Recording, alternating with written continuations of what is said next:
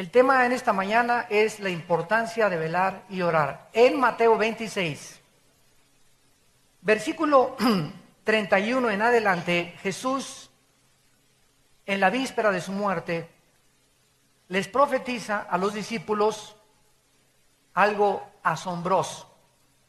Dice Mateo 26, versículo 31, entonces Jesús les dijo, todos vosotros, en primer lugar, ¿ven cuántas profecías? En casi 2 versículos.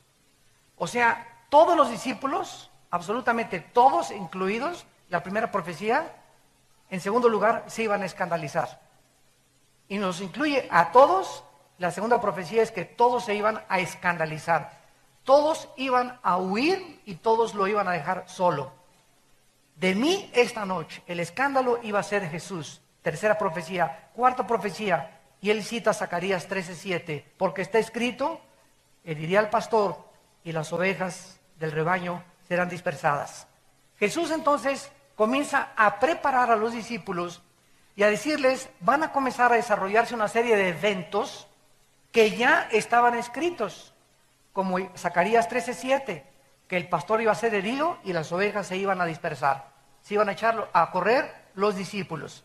Pero Jesús les dice, todavía en el versículo 32, otra profecía, pero después que haya resucitado. Él estaba absolutamente consciente de todo lo que iba a suceder. En su preconocimiento divino, Jesucristo sabía a qué horas lo iban a crucificar, qué día lo iban a arrestar, en qué momento lo iban a abandonar. Él estaba consciente absolutamente de todo lo que sucedía. Pero quiero decirles a ustedes que voy a resucitar. Y después de que resucite, dice el versículo 32, voy a ir delante de ustedes, o sea, me voy a adelantar a Galilea, para que cuando ustedes lleguen a Galilea, yo ahí los voy a estar esperando resucitar. Respondiendo Pedro le dijo, aunque todos se escandalicen de ti, yo nunca me escandalizaré. Jesús le dijo, de cierto que esta noche, antes que el gallo cante, me negarás 3 veces. Pedro le dijo, aunque me sea necesario morir contigo, no te negaré. Todos los discípulos dijeron lo mismo. Hasta este momento todos ellos confiaban en la carne. Señor, yo voy a ser cristiano, yo nunca voy a cometer adulterio, yo ya no me vuelvo a emborrachar, ya no vuelvo a dejar de fumar, te prometo que voy a hacer esto para el siglo XXI y comenzamos a hacernos propuestas donde creemos que nuestra fuerza de voluntad es suficiente para poder caminar con Dios.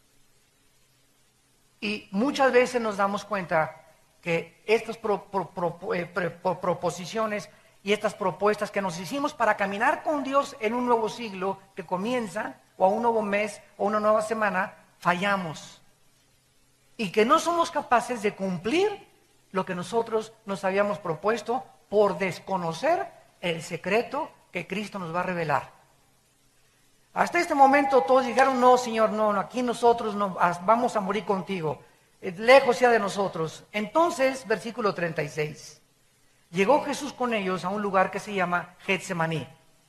Y dijo a sus discípulos, siéntense aquí, entre tanto que voy allí y oro. Y tomando a Pedro y a los 2 hijos de Zebedeo, comenzó a entristecerse. Esta palabra en el griego, lupeo, que se tradujo entristecerse, significa ser afectado de una profunda tristeza o de un dolor del corazón indescriptible. Podemos decir, me siento triste que me dejó mi esposa, me siento triste que mi hijo esté caminando en malos pasos, me siento triste de la situación del país, pero esta tristeza que Jesús experimenta en Getsemaní rebasa todo lo imaginable de la tristeza que un ser humano puede atravesar. Así que si tú te sientes triste en esta mañana por algo o por alguien, hay alguien que se identifica contigo en esta tristeza. Y dice a continuación, y angustiarse de una forma sobrenatural. O sea, se tradujo en gran manera.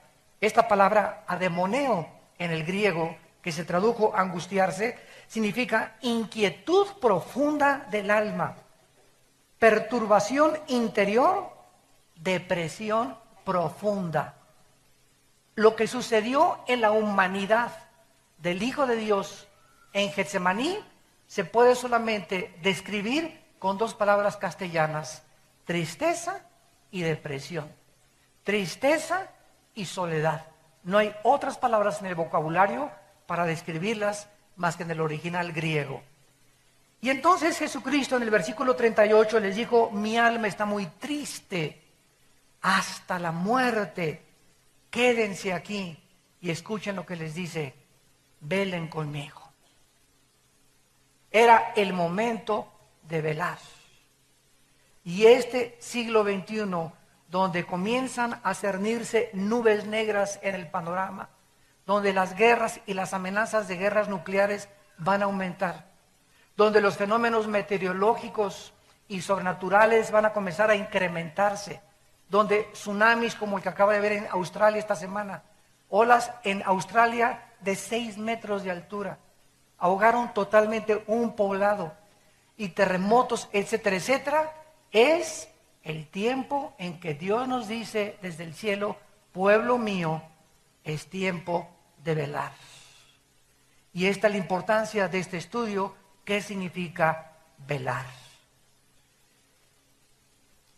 Yendo un poco adelante, versículo 39, se postró sobre su rostro, orando y diciendo: Padre mío, si es posible, pase de mí esta copa, pero no sea como yo quiero, sino como tú.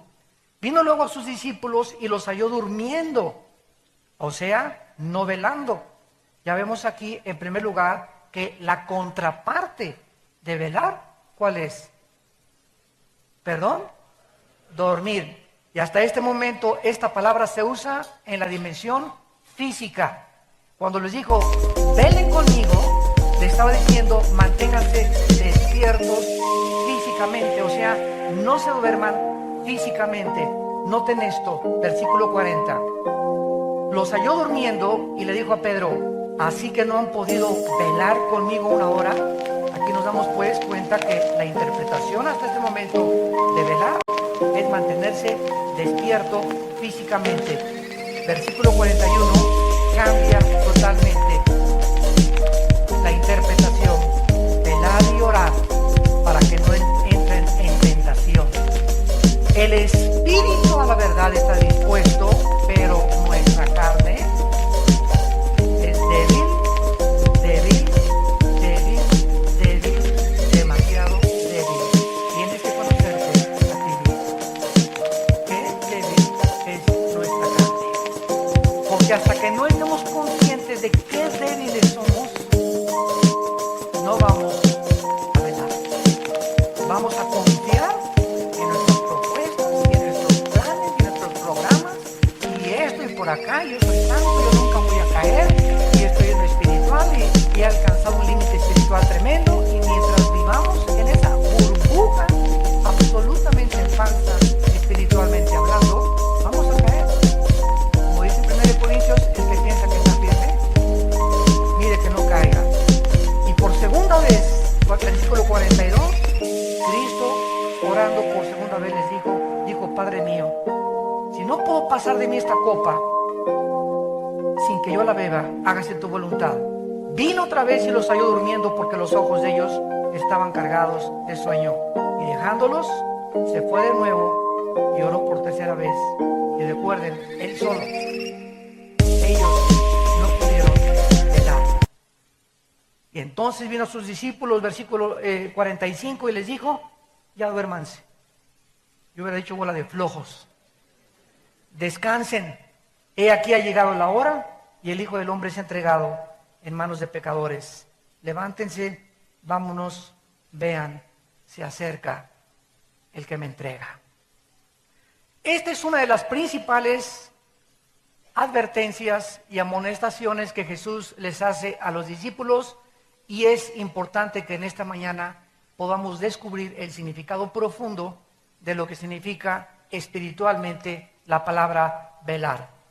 Por ejemplo, en 1 Corintios capítulo 16, versículo 13, dice el apóstol Pablo que debemos de velar y portarnos varonilmente. haciendo justicia. Y veamos nosotros que casi siempre en la Biblia, principalmente en el Nuevo Testamento, cuando se usa la palabra velar, va asociada de la palabra orar. Velar y orar son dos actitudes que forman una sola moneda. No se pueden separar. Son absolutamente hermanas. Por eso es que muchos de ustedes, cuando se proponen orar, ¿qué sucede? Les vence el sueño. Y por eso no es recomendable orar acostado, a menos que tengas alguna deficiencia física o tengas problemas en los meniscos, en tus rodillas y no te puedas hincar o sentar. Pero el problema cuando oramos dormidos, a mí me ha pasado muchas veces, me quedo dormido. Y ya no sé ni a qué horas me quedé dormido, pero oré 4, 5, 6, 8 minutos de acuerdo al cansancio que tengamos y ahí nos quedamos. Y cuando queremos velar, no lo hagas acostado, por favor, porque te vas a quedar dormido. Estas dos palabras, velar y orar, nos ilustran las más importantes acciones que debemos de tomar en nuestra vida cristiana, sobre todo en los tiempos, repito, que estamos viviendo antes de la segunda venida de Cristo al mundo. Lo que se nos está diciendo es que no podemos en el mundo ser solamente espectadores pasivos. Soy cristiano y veo todo lo que pasa, oigo estos chismes, oigo por acá, vengo a la iglesia, me siento acá, me siento allá. Entonces somos espectadores de un partido de fútbol sin tomar parte como jugadores, que es lo que Dios nos está diciendo, que no podemos seguir en el asiento el domingo solamente calentando aquí la banca y viniendo a oír la palabra y entre semana nunca hablas de Cristo a nadie.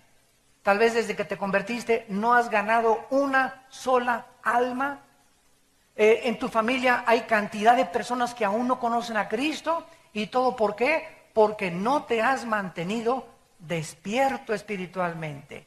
No te has mantenido despierta espiritualmente. Has estado en una vida cristiana dormida espiritualmente, sin tomar parte activa de lo que Dios nos manda a hacer. Vayan al mundo y prediquen el evangelio a toda criatura.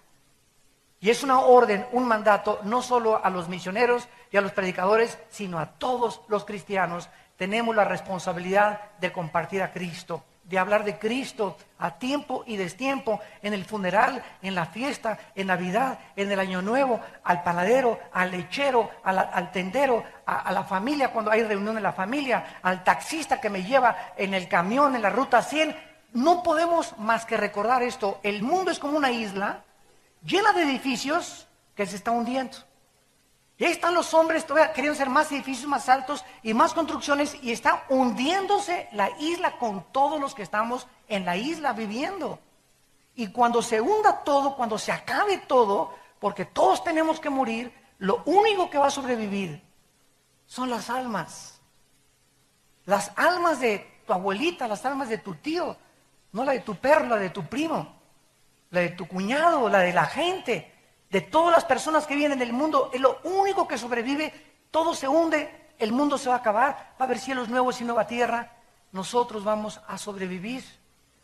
Y cuando sobrevivamos y pasemos a la otra dimensión que nos está esperando, en la otra vida, de esto voy a hablar en la otra conferencia, la vida en el cielo, vamos a descubrir que lo que hicimos mientras estábamos velando, despiertos espiritualmente, va a tener repercusiones eternas en las recompensas y en la posición de autoridad que vamos a recibir en la otra vida. En otras palabras, si tú vas a ser en la otra vida presidente de 4 o 5 naciones o gobernante de la galaxia Andrómeda, o vas a tener posiciones de autoridad en el reino de Dios, va a ser no porque le caíste bien a Dios ni a Cristo. Ahí no va a haber compadrazgos ni nepotismo. Va a ser por tu fidelidad que tuviste mientras estabas en el cuerpo. No perdamos el tiempo. ¿Qué tan importante es velar? Antes de entrar a este estudio, consideremos que otra vez se encuentra con la palabra asociada de orar, porque el Espíritu Santo une la palabra velar con orar en toda la Biblia.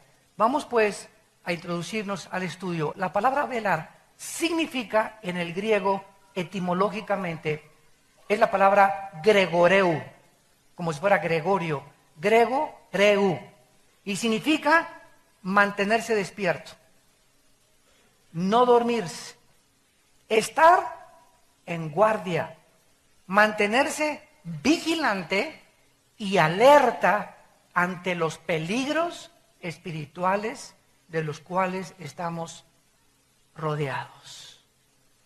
Jesús dijo, los mando como ovejas en medio de lobos. Los coloco en un mundo donde ustedes no pertenecen, porque Jesús dijo en Juan 17 que nosotros no éramos de este mundo.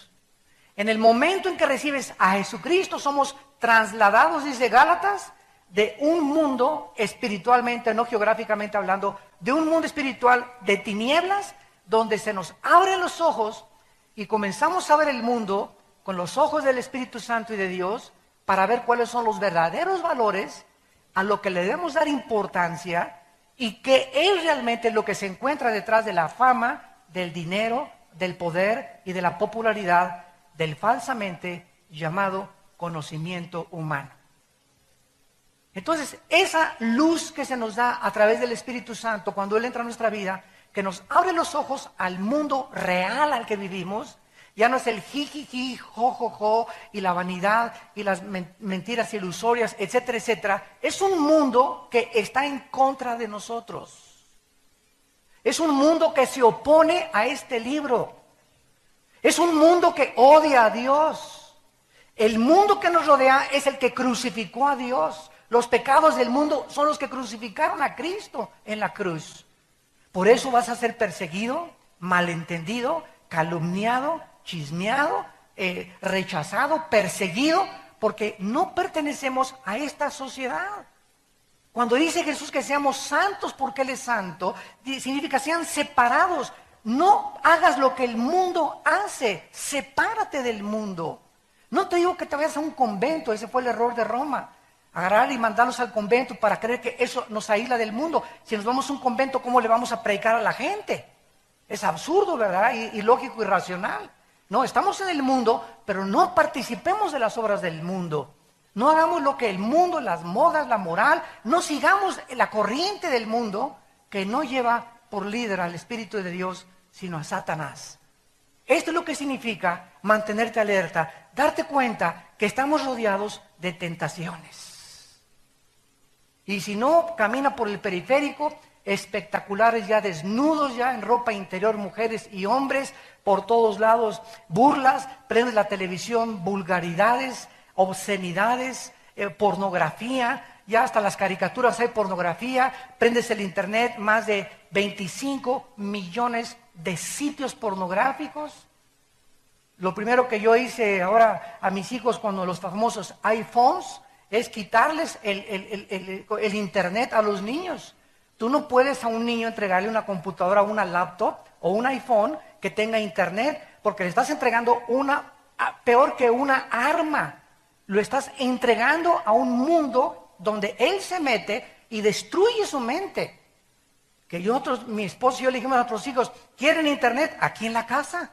¿Quieres hacer tarea? Aquí en la casa y en mi oficina está el internet. Y ahí te metes y yo veo qué cosa estás haciendo. Pero tú no vas a traer internet en tu iPhone, ni en tu iPad, ni tampoco en los cientos de cosas cibernéticas que existen ahora. ¿Por qué? Porque es algo que los destruye a los niños y a los jóvenes. No se imaginan ustedes el daño que está haciendo internet con los millones de sitios de obscenidades y de barbaridades, de homosexualismo, lesbianismo, masoquismo, sadomasoquismo. Pueden meterse a la página que ellos quieran libremente, a un mundo que no existe, más que es el mundo que destruye las mentes y los corazones de la próxima generación. Y nosotros somos responsables de cuidar que nuestros hijos puedan meterse y estudiar y no meter en su mente cosas que los vayan a destruir. Entonces, esta palabra velar, mantenernos alertas, mantenernos despiertos, es la palabra que se usa para una persona que cuida un edificio. ¿Qué es un velador? Alguien que está velando. ¿Quién es un velador? Una persona que trabaja de las 11 a las 7 de la mañana, que es el turno que se llama de noche. Si tú trabajas de bellboy de 11 a 7, estás velando como bellboy. Cualquier que trabaje en la noche, trabaja velando. ¿Por qué? Porque entre la 1 y las 3 de la madrugada, yo me acuerdo cuando era bellboy en el Hotel Camino Real, aquí en México, hace muchos años, ahí comencé en la hotelería de bellboy, y me acuerdo que llegaba, me cambiaba en mi locker, me ponía mi uniforme de bellboy, y a las 12 y todo, y por acá, y a los clientes sirviéndoles, cargando las maletas, por esto y el otro, y a la 1:30 comienza uno, y se le comienzan a cerrar los ojos, y a cerrar los ojos, y si te mantienes despierto entre la 1 y las 3, ya le hiciste. Porque es un momento y un periodo de tiempo donde el cerebro no soporta ya mantenerse despierto. Es nuestra fisiología, es la forma natural que el cerebro fue programado por Dios, y te agarra el sueño y un parpadeo así te quedas dormido. Y es precisamente entre la 1 y las 3 de la mañana donde más oscuro se encuentra el tiempo. De las 3, 4, 5 de la mañana ya comienza el amanecer, ya no es tan difícil mantenerse despierto. Pero ahorita estamos entrando a la 1 o 2 de la mañana en el mundo. Estamos entrando a la época más tremenda de las tinieblas espirituales del mundo. Romanos capítulo 13. Dice el versículo 11 al versículo 14. Romanos 13, del 11 al 14. Y esto, vean el énfasis espiritual de esta amonestación del apóstol Pablo. Romanos 13, 11. Y esto conociendo el tiempo. O sea, ¿qué responsabilidad tenemos nosotros de saber en qué tiempo estamos viviendo? Debemos de conocer que nos encontramos a las 2, 3 de la mañana. El mundo está oscureciéndose. Dice Isaías, y las tinieblas cubrirán el mundo, pero a ustedes les resplandecerá la luz. Es en este tiempo, amados santos de Dios, ustedes que nos escuchan a través de la televisión, cuando más alertas y despiertos espiritualmente debemos estar. Conociendo el tiempo, que ya es hora de levantarnos del sueño. Ya estuvo suave que nada más el domingo y entre semana, el tiempo de ir a la iglesia, vamos a la iglesia. Jesucito mío, me dulce compañero, ni noche ni día. Santo, santo, santo, santo. Y te vas y de lunes a sábado no vives la vida cristiana, no tienes una vida de oración diaria, no tienes una vida de estudio de la Biblia, no vas entre semana a estudios, estás dormido, dormida en el tiempo que estamos viviendo. Y luego, ay, me dejó mi esposo, ay, me dejó mi esposa, y mi hijo tiene problemas, y esta cosa, y me robaron por acá, y me pasó estas cosas, y quieres que en ese sueño espiritual te ayude Dios. Y cuando despiertas es cuando, Señor, ¿me ayudas? Señor, ¿me sanas? Esta paz de Santa Claus, ¿me la sanas también, Señor? No queremos disciplina, no queremos someternos a la palabra de Dios, pero queremos que Dios sea nuestro siervo cuando lo necesitamos. Y esto no lo enseña la Biblia.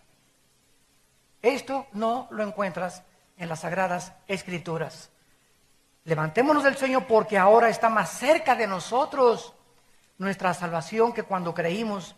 Y dice Pablo, la noche está avanzada. En otras palabras, él compara la vida cristiana con el día y la noche física. Así como el amanecer es a las 4 o 5 de la mañana y la peor hora es entre la 1 y las 3 de la mañana, físicamente hablando, estamos entrando en la peor época de la humanidad, la hora de las tinieblas. ¿Recuerdan cuando Jesús lo agarraron en Getsemaní y lo arrestaron? ¿Saben? ¿Recuerdan la palabra que dijo? Ahora es el tiempo de las tinieblas. El momento que crucificaron a Cristo, el mundo se cubrió de tinieblas. Fue la hora en la que Satanás tenía el permiso de Dios de cubrir el mundo de tinieblas. Y si hubiéramos tenido una pantalla que nos descubriera el mundo espiritual, en la cruz de Cristo hubiéramos visto que ahí en el aire estaba Satanás con todos los millones de ángeles potestades gobernante de las tinieblas, ahí se reunieron en el monte Gólgota. Alabío, alabao, alabim, bomba. Le dimos, ra. Y estaban todos, el templo se rasgó, hubo un terremoto tremendo. Y qué susto a los 3 días. Cuando él sale de entre los muertos y les dicen, ¿dónde está tu bio? Alabao, alabim, bomba. Aquí estoy, yo soy el que ustedes me echaron porras para morir, me rechazaron, me crucificaron, se burlaron, me escupieron, me calumniaron y yo no dije absolutamente nada. Ahora es el tiempo de la luz, de la resurrección de entre los muertos. Para que todos ustedes vean, para que todos ustedes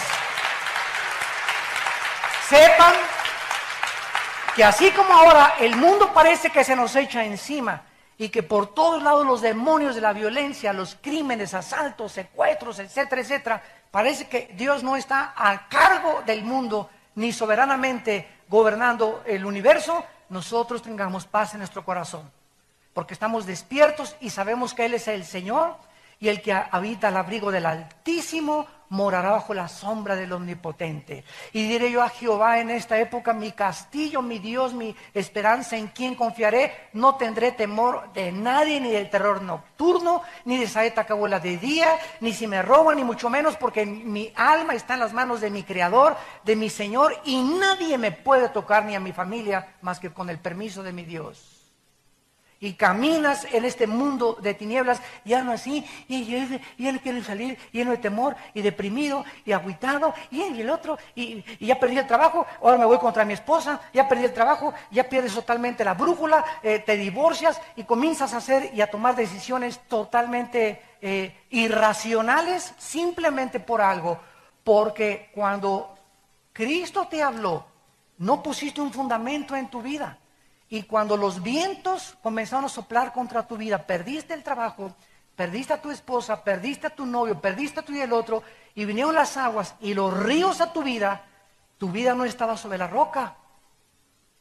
Estabas dormido, en los últimos 5 años de tu vida cristiana, estabas dormido.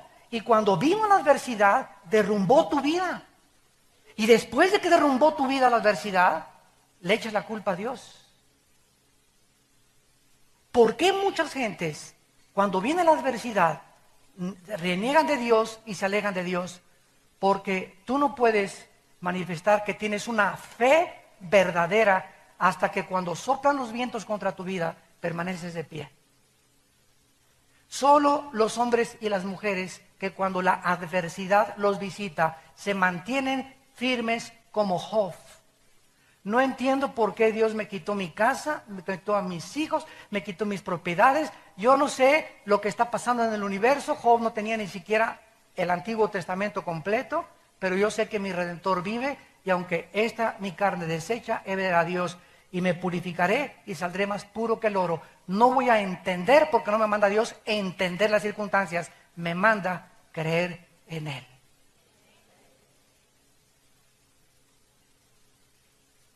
Esta es la fe. Creer a pesar de las circunstancias. No sé lo que está pasando y me preguntas, yo tampoco sé, hermano, lo que está pasando en tu vida. Pero eso es una cosa, Salmo 27. Hubiera yo desmayado si no hubiera creído que vería a Dios en la tierra de los vivientes. La fe es lo único que nos sostiene de pie. Seguir creyendo. Y si cuando los vientos vienen contra tu vida, tu fe no está fortalecida, porque estabas dormido espiritualmente hace 4, 5, 6 semanas, los vientos van a acabar con tu casa, van a acabar con tu familia, van a acabar con tu matrimonio, van a acabar con tu negocio, van a acabar con todo, porque viene para matar, robar y destruir el enemigo. Pero yo digo, Jesús, quiero darte vida y vida en abundancia. Despiértate, tú que duermes, y te alumbrará Cristo. Ahora pasamos y nos damos cuenta pues que velar espiritualmente, unido a la oración, es lo único que nos dará la fuerza y el poder para sobrevivir este mundo.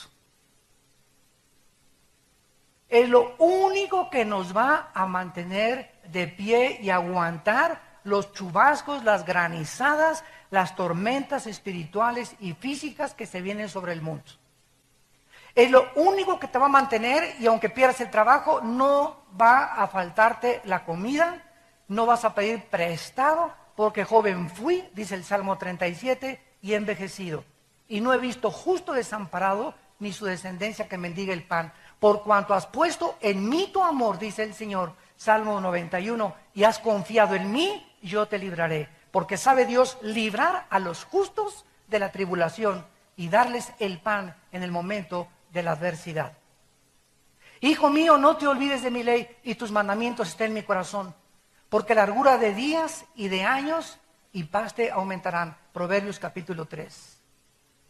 Fíjate de Jehová de todo tu corazón, no te apoyes en tu propia prudencia.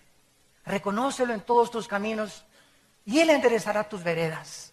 Teme a Jehová y apártate del mal, porque será como medicina a tu cuerpo, refrigerio a todos tus huesos. Honra a Jehová con tus primicias, con tu dinero, úsalo para la gloria de Dios, y nunca, dice el Señor, nunca te faltará, porque tú me honraste cuando tenías.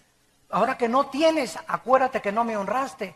No me eches la culpa, dice Dios, que no encuentres trabajo, porque cuando tenías trabajo no me honraste ni siquiera con tus diezmos. Y no es porque Dios lo necesite, simplemente porque es una manera de demostrar que confiamos y que nuestros intereses están en el reino de Dios. Solamente velando y orando podemos nosotros soportar los tiempos en que estamos viviendo. Mientras más cerca nos encontramos de Cristo, con más urgencia debemos despertar de nuestro sueño espiritual. Ahora, en segundo lugar, velar bíblicamente es mantener la mente alerta, porque aquí es donde todo absolutamente se desarrolla el campo de la batalla. La mente es el campo de la batalla entre el bien y entre el mal. Dios nos ha dado una mente maravillosa, no sé cuántos de ustedes ya lo descubrieron. Un niño de 6, 7 años de edad puede hablar 4 idiomas. Yo tengo un nieto ahorita, Max, el hijo de Moisés, mi hijo, que habla 3 idiomas, portugués, inglés y español a la perfección a los 7 años de edad. Su mamá es portuguesa o brasileña, ¿verdad? El inglés lo está aprendiendo en Estados Unidos y el español, pues papá le habla todo el día en español. 3 idiomas habla. Le hablas en portugués, este niño de 6 años te contesta en portugués. Le hablas en inglés, te contesta en inglés. Le hablas en español, te contesta en español. Tiene 6 años, ahora va a comenzar a aprender italiano. Hay niños de 10 años o de 12 años que se graduaron de la universidad. Hay personas como Stephen Hawking, que ahorita se considera el físico matemático ateo, por cierto, del mundo en Inglaterra, que le das una hoja con ecuaciones y solamente las ve 30 segundos y memoriza más de 30 ecuaciones en 30 segundos. Y te dice perfectamente bien de qué se trató cada incógnita, cada raíz cuadrada y cada X de cada ecuación. ¿No se han dado cuenta ustedes que la mente que Dios nos los dio para que estudiáramos, para que aprendiéramos, para que observáramos, para que analizáramos, para que juzgáramos, para que discerniéramos, para meditar, para memorizar y para pensar? Pero ¿en qué tu mente la estás usando a los 20 años que tienes, 30 años que tienes? ¿En el Calimán? Nada más la sección de deportes, si ganó el América o si perdió el América, o si los Steelers van ahora al Super Bowl. Y la televisión, las telenovelas, te roban tu mente las telenovelas. Te la vacían las películas, las telenovelas. ¿Por qué? Porque nunca memorizas la palabra, nunca la reflexionas, nunca piensas, nunca ponderas acerca de lo que estás leyendo. Y esta es la razón por la cual tu mente es de ostión.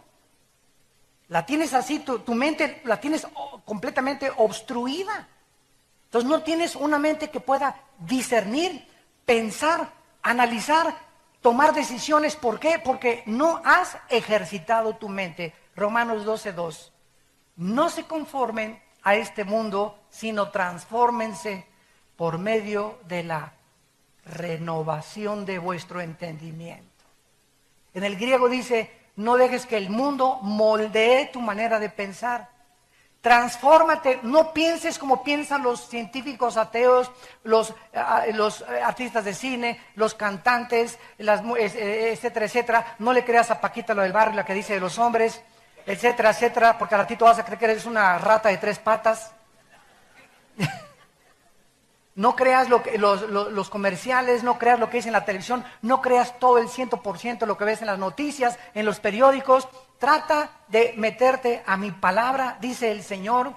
Métete a mi palabra, comienza a memorizar 2 versículos en la mañana, 2 en la tarde, 2 en la noche, como si fueran chochos de un médico. Señora, tómese usted 2 chochos en la mañana, 2 en la tarde y 2 en la noche. Y llegas a los 15 días, ay, pues me sigue doliendo la panza. Se tomó los chochos, no me los tomé, pues ya no regrese conmigo, dice el doctor. O va a hacer usted lo que yo le digo, o yo no soy responsable de su sanidad. Y así estamos nosotros los cristianos. Ay, Señor, tengo tantas tentaciones y no puedo aguantar, y no puedo dejar el cigarro, y no puedo dejar aquello. ¿Por qué? Porque no obedece lo que te está diciendo. Josué 1, 8 y 9, Josué, día y noche, día en la mañana y en la noche antes de acostarte, cuando te levantes y cuando te acuestes, medita en mi palabra. Memorízala, reflexiónala, guárdala, piensa en ella.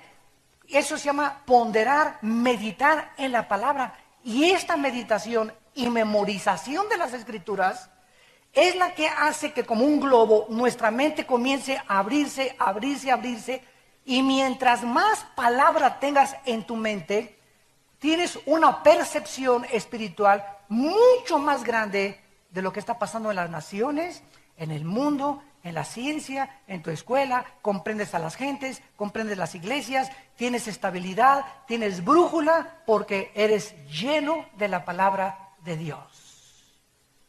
Mientras no hagamos esto, no vamos a mantenernos despiertos en los tiempos que estamos viviendo. Si yo te pasara aquí ahorita y te dijera, de perdis, dinos el Salmo 23, ¿te lo sabes de memoria el Salmo 23? Ya de perdida.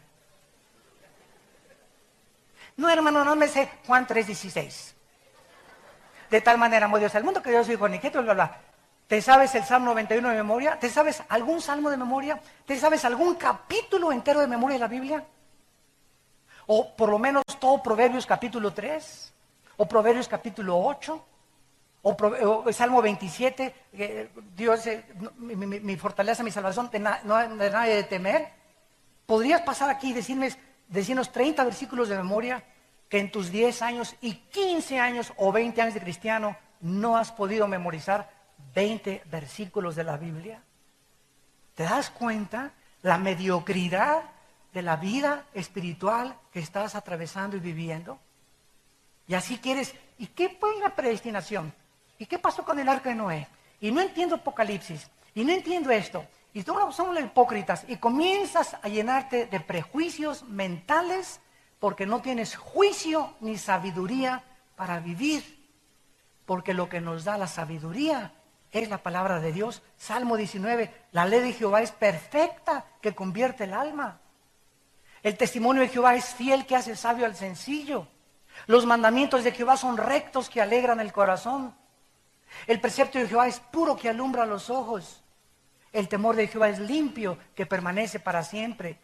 Deseables son más que el oro y más que mucho oro afinado, y dulces más que la miel del panal, y en guardar su palabra hay grande galardón. ¿Qué hago cuando comienzo a dudar de Dios? A citar el Salmo 19.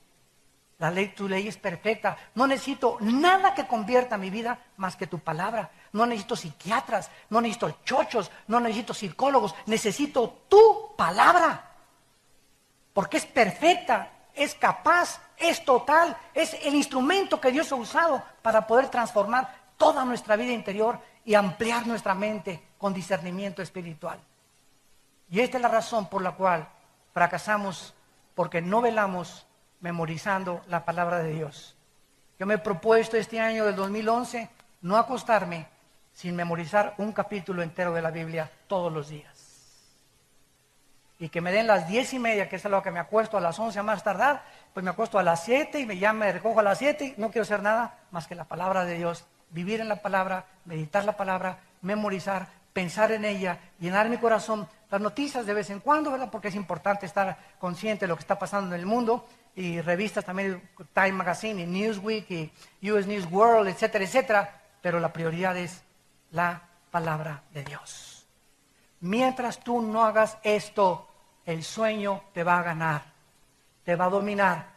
Y como los discípulos, cuando necesitaron estar con Cristo en la cruz, se echaron a correr porque se durmieron en el momento de la prueba. ¿Qué pasó qué hubiera pasado si los discípulos no se hubieran dormido en Getsemaní? No hubieran abandonado a Jesús. Y Jesús murió solo con 3 mujeres al pie y Juan el único que se quedó con él. Y todos se fueron. ¿Qué pasa cuando nos dormimos? Comenzamos a negar a Dios. Comenzamos a abandonar a Dios. Comenzamos a creerle más al mundo y nuestros principios y convicciones comienzan a deshacerse como la niebla, porque no estamos llenos de toda la plenitud y el conocimiento de la palabra de Dios. En penúltimo lugar, dice la Biblia que al contrario de todas las religiones paganas, es muy significativo que el cristianismo está basado en mensajes escritos y hablados. No sé cuándo lo habías podido tú pensar. Mensajes escritos en la Biblia, porque el pueblo de Dios se llama el pueblo del libro. Así se nos llama, el pueblo del libro de la Biblia. Nuestro valor, nuestro fundamento es la Biblia, no mi razón, mi filosofía, ni Sartre, ni Darwin, ni Freud, ni Sagan. No, mis principios vienen de este libro. Somos el pueblo de la Biblia. Los mormones es la Biblia más Doctrinas y Convenios, más la Perla de Gran Precio. Los Testigos de Jehová, la Biblia más el Atalaya, el romanismo, la Biblia más las tradiciones de la iglesia, etcétera, etcétera. Pero nosotros somos el pueblo del libro. Esta es la característica más importante del cristianismo. Es la Biblia, nada más. No hay nada que quitarle, no hay nada que agregarle. Es suficiente para nosotros este libro. En contraste, la mayor parte de las religiones paganas enfatizan imágenes, ídolos, símbolos y rituales, los cuales están comenzando a entrar al cristianismo. En lugar de que esto sea nuestro fundamento, ahora, vengo a oír una palabra de profecía. Vengo a que me diga si me voy a casar. Llegó un profeta y voy a oír para ver si a lo mejor voy a pasar al frente para que me diga, tú vas a ser el ungido de las naciones. Esta iglesia va a ser fuente de agua viva donde salgan. De aquí va a salir el avivamiento, etcétera, etcétera. Estamos comenzando a salirnos del mensaje profético que está terminado al misticismo espiritual. Cuando el profeta no es el que anuncia el futuro, sino el que anuncia para exhortar, consolar y edificar a la iglesia. Los eventos futuros están completos en la Biblia, Apocalipsis 22, y no hay nada que quitarle ni nada que agregarle. Cualquiera que te diga, en el 2011 se acaba el mundo, en el 2012 se acaba el mundo, en junio de tal fecha, son falsos profetas. La hora no la sabe nadie más que Dios. En Mateo capítulo 24, Cristo, antes de partir y de terminar su misión con los discípulos, les hizo mucho énfasis precisamente en esto, capítulo 24 de Mateo, versículo 42. Mateo 24, 42. Y les dice Cristo, velad. Ahí está otra vez. Porque no saben a qué hora ha de venir el Señor. En otras palabras, cuídate que si Cristo regresa hoy en la noche o si Cristo regresa mañana, te halle durmiendo espiritualmente. Cuidado, porque te quedas. Te quedas. Fue lo que dijo en Lucas 21, orad y velad para que sean tenidos como dignos de escapar las tribulaciones que se vienen sobre el mundo. Cuando Cristo venga, los que tengan las lámparas prendidas, ¿se acuerdan la parábola de las 10 vírgenes? Solo las que tenían el aceite. O sea, muchos traían la Biblia es la lámpara. Pero si tú traes la lámpara a la Biblia sin el aceite, que es el Espíritu Santo, que es el que le da vida a la palabra, no mi mente, no mi razonamiento, sino que es el Espíritu dentro de mí lo que hace viva la palabra a mi espíritu. Si no tengo una relación con el Espíritu Santo viva, diaria y dinámica, porque estoy alerta y el Espíritu Santo tiene un instrumento a quien hablarle, cuando venga Cristo me va a hallar, sí, con la Biblia, aleluya, gloria a Dios, y viene el rapto y de repente la mitad aquí del sur se quedaron en la iglesia. ¿Y los demás dónde están? Y entonces vas a caer de rodillas ahí en tu silla. Señor, tenían razón, ¿verdad? ¿Y por qué? ¿Por qué? Por tu negligencia y por tu incredulidad. Nunca le creíste a Dios. Y no me vengas a decir, Señor, Señor, porque te voy a decir, Mateo capítulo 7, nunca te conocí, nunca hiciste mi voluntad. ¿Cuál es su voluntad? Que velemos y oremos. Y continúa Jesús en el versículo 43, pero sepan esto, que si el padre de familia supiera a qué hora el ladrón habría de venir, velaría y no dejaría minar su casa. Tú vives en una casa y creo que si te dicen que hay ladrones afuera de la casa, serías un tonto de dejar las puertas abiertas. Nuestra vida debemos de cerrarla, porque estamos rodeados de ladrones espirituales, de espíritus demoníacos que quieren entrar a robarnos esto, la palabra de Dios. El diablo quiere sacarte esto y no se te va a aparecer en persona. Te va a mandar a tu primo, a tu novio, a tu novia, a alguien de tu familia, a un amigo cercano, a meterte dudas, a meterte tentaciones, a jalarte hacia ellos porque quiere sacar esto de tu vida. Porque tu vida no está cerrada, no tiene candados. No has atesorado la palabra de Dios como lo más precioso que debemos de tener. Si no pongo candados en mi casa, se meten los ladrones. Si no pongo candados en mi vida espiritual, el enemigo viene a robarnos, a destruirnos y a destruir nuestra mente y los valores y la confianza y la esperanza que Dios nos ha dejado. Y dice el versículo 43, si el padre de familia supiera, o sea, si nosotros también supiéramos a qué horas vendría el ladrón, ¿verdad? Pues velaríamos. Pero tanto también ustedes estén preparados, porque el Hijo del Hombre vendrá a la hora que no pensáis. ¿Quién es el siervo fiel y prudente, al cual puso su Señor sobre su casa para que les dé el alimento a tiempo? Bienaventurado aquel siervo al cual cuando el Señor venga, le halle haciendo así. ¿Quién de ustedes va a ser el prudente y el fiel, que cuando Cristo venga los va a encontrar o nos va a encontrar enseñando su palabra a nuestros hijos? ¿O alimentándome con la palabra cuando Él venga? ¿O que me agarre dormido y me acosté antes memorizando la palabra de Dios? ¿Quiénes van a ser esas personas? Dice Jesús, que cuando yo venga las voy a encontrar así, en mi palabra. Despiertos espiritualmente, alertas espiritualmente.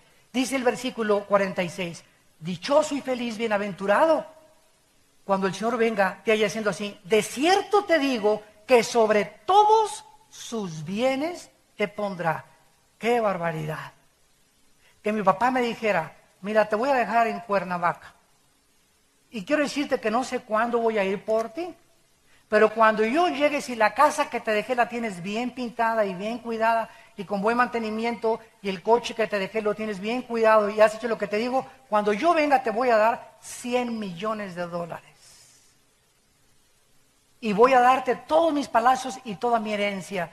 Pues no va a pasar un día sin que revise la casa, sin que tengan un problema, para que cuando mi papá venga la encuentre perfectamente bien así.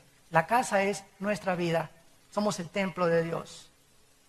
Cuida tu manera de pensar, cuida tu vida sexual, cuida tu vida mental, cuida tu vida física, cuida lo que comes, cuida lo que bebes, porque es la casa de Dios, es el templo del Espíritu Santo. No es de nosotros, Dios nos los prestó este cuerpo para habitar temporalmente. Cuando Él venga y tu cuerpo está bien cuidado, Él te va a poner y te va a dar muchos bienes que no te imaginas lo que te va a dar. Es lo que Cristo nos quiere dar a entender. Y dice el versículo 48, pero, y aquí está lo contrario, si aquel siervo malo dijera en su corazón, mi Señor tarda en venir, ¿cómo demuestras de tu corazón de mal siervo cuando te duermes espiritualmente? Lo contrario a mantenerse velando es dormirse espiritualmente. Y cuando comienzas a parpadear, ya no lees la Biblia más que ya cada 3 días, ya no oras más que ya cuando te acuerdas, ya no hablas a Cristo más que ya cuando te acuerdas, sin que te des cuenta, estás ya parpadeando, ya durmiéndote, y viene la hora oscura, vas a caer dormido totalmente y vas a convertirte en un mal siervo.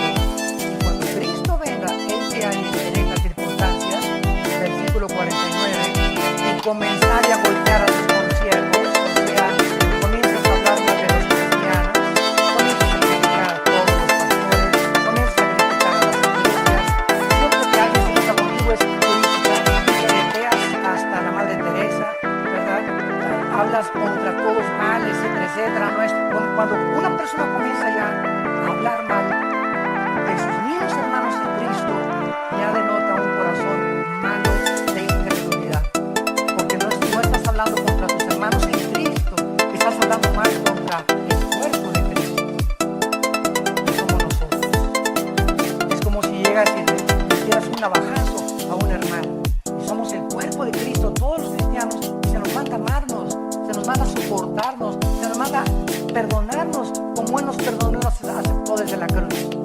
Si cuando Él venga te haya haciendo así y comiences a comer y a beber con los borrachos, te halle ahí en la cantina a las 6 de la mañana, ¿verdad? Gritando vida zapata con una tequila de Don Julio. Versículo 50, vendrá el Señor de aquel siervo. Fíjate que les llama siervos a este.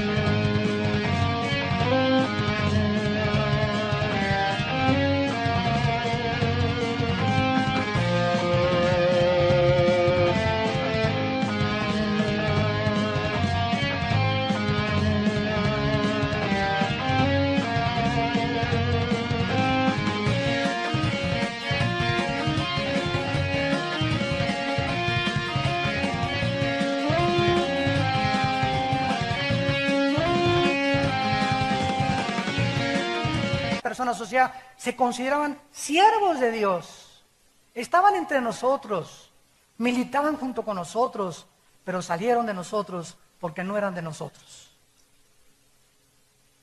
Entonces no todos los llamados son escogidos, ni todos los que se dicen siervos son siervos de corazón recto con Dios. Vendrá el Señor de aquel siervo en el día que éste no espera y a la hora que no sabe, y lo castigará duramente, pondrá su parte con los hipócritas, allí será el lloro y el crujir de dientes. Amados santos de Dios, nos encontramos realmente en los últimos tiempos, no cabe la menor duda. Cristo nos manda mirar, estar atentos a todo.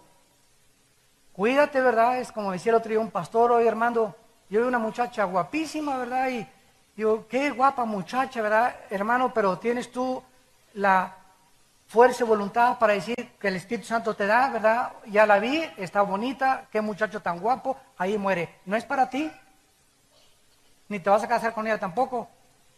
Tu esposa es a la que tú tienes que serle fiel.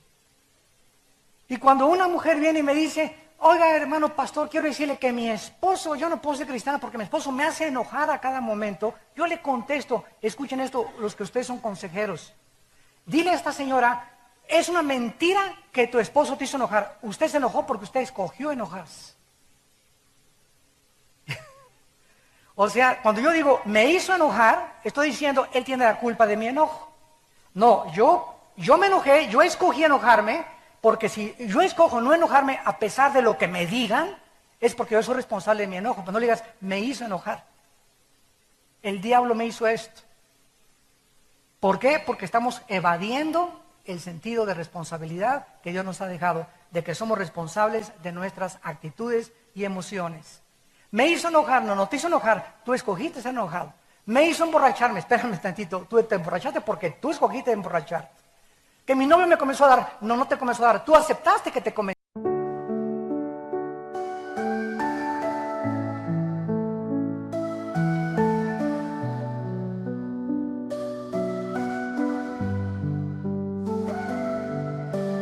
In the night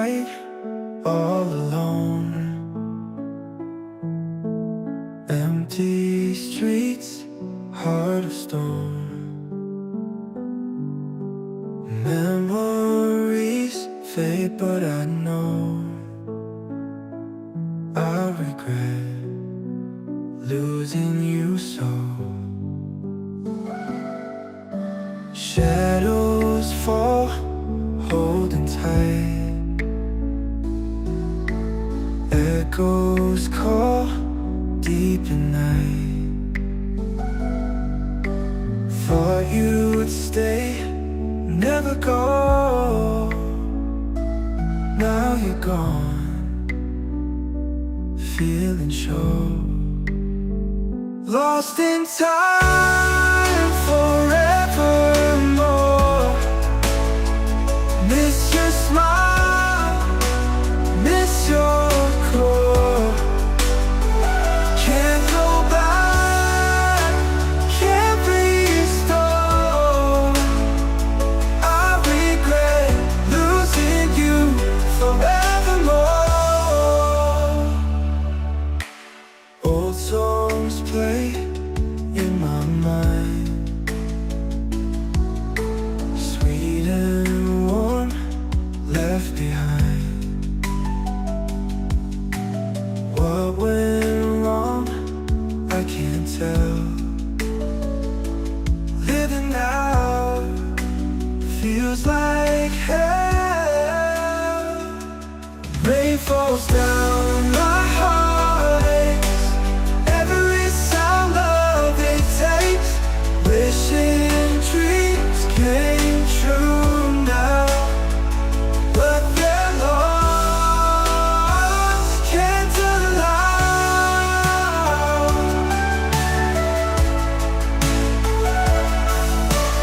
Rain falls down, my heart aches. Every sound of it takes. Wishing dreams came true now, but they're lost, can't